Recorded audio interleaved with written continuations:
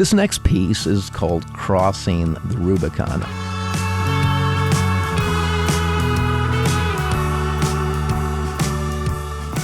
Of course, the Rubicon is a small stream at that time that demarcated what was known as Gaul around France and, of course, Italy or, the Roman Empire at that time. When we all look at our lives, we have these lines of demarcation. This is what gives shape. It makes a shape, because without these boundaries, it would all just be goo, together. In the idea that we have to risk something, which this entire album really is about, again, power, the desire for power, the desire for control. We have to risk something, which means stepping across the line into uncertainty.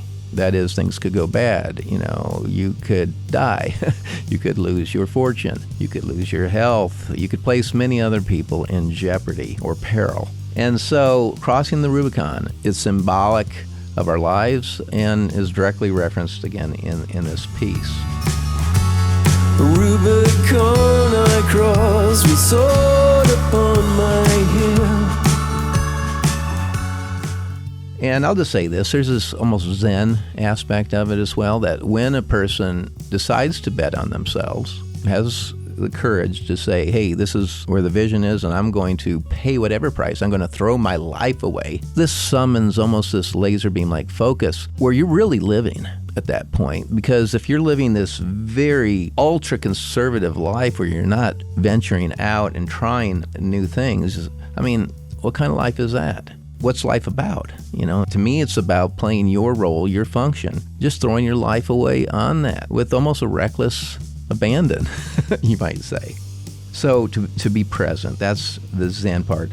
And also, what's significant about this is, again, this is the second song of this second album in this trilogy. But the first album is called Demarcation because it's all about really a regular guy in this case, taking basically the same journey as Rockstar Cezar in dominance and control.